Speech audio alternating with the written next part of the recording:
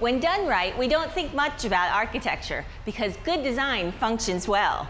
Or we just like the way a building looks and feels. A perfect example is the Honolulu Museum of Art. So is architecture an art, or is it a technical skill that can be learned?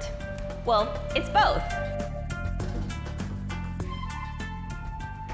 So this is our new home as AIA Honolulu office, as well as the Center for Architecture.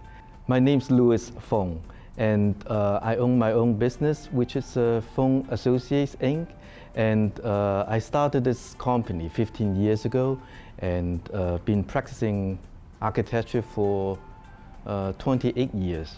Yeah, I'm Peter Vincent, managing partner of Peter Vincent Architects here in Honolulu. We're an architecture and interior design firm, about 18 people, and just celebrating our 20th anniversary. Our company, actually, we do almost everything from single family house to hotels, and we are currently also working on some bigger projects such as renovation of the UH Gardley Hall, which is a renovation of an entire historic building. We also do a lot of the high-end retail stores in Hawaii and around Asia, as well as we also do most of the fast food restaurants. Probably about half our workload is custom residential, and the other half is commercial of mixed types, from hospitality, hotel type work to restaurants and retail. We're working with a private trust on the Big Island. I was just over there last week in Hilo.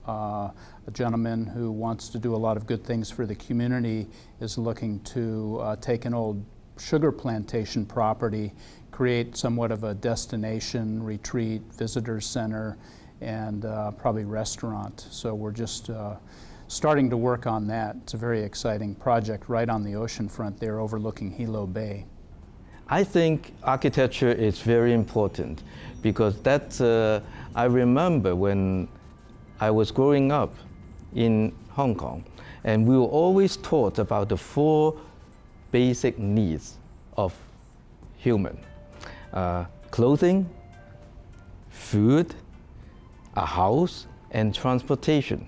But mind you though, we are not only talking about a house as a shelter for just sleeping. And it is essential for people to have a house of their own. And that's what we do as architects, to bring persona and spirit to a house or a building. And if you walk around the city, and if a building moves you, that is architecture. Case in point, this Center for Architecture, because when you come in, you can engage in the use of the space, and you're not afraid, and the space would also encourage you to be yourself or to find yourself. Architecture can be and should be enriching to people's lives, and it goes from urban scale, large urban planning, down to kitchen details and things of that nature. And when it's done properly, it's perhaps not something that everybody notices, but it has a way of really making our lives better. It's like graphic design come to 3-dimension. Recently, we just had a panel discussion here with the editor of Honolulu Magazine on the best buildings of Honolulu, and a number of architects assembled to discuss and decide which one should make that list. Most of the buildings that we had decided should be on the list are buildings that have been here since the 1920s and 30s, with just a couple of exceptions. But I think one thing that we determined was an essential quality was something timeless and enduring. Well, one of the best buildings, I think, that the panel decided was the Thurston Memorial Chapel at Punahou, designed by Vladimir Osipov. The way it integrates with the water and the landscape, it's just seamless. It's so enriching to be in and be around on that campus.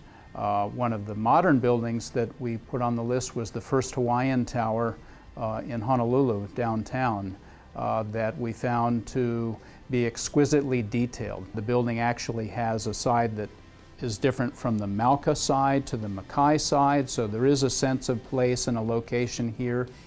And then there's also the Alexander and Baldwin building. That's, I think, pretty much one of most people's favorite buildings in Honolulu. And another one that must be mentioned is the Academy of Arts.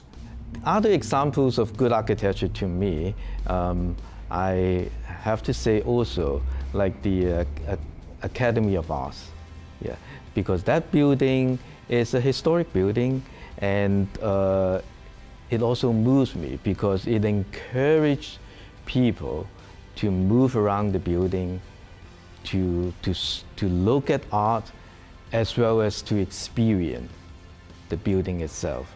Architecture is a great profession in that it's a blend of art and sciences. There's a certain amount of rational thinking, and then there's a certain amount of just creativity that's very artistic that goes into that.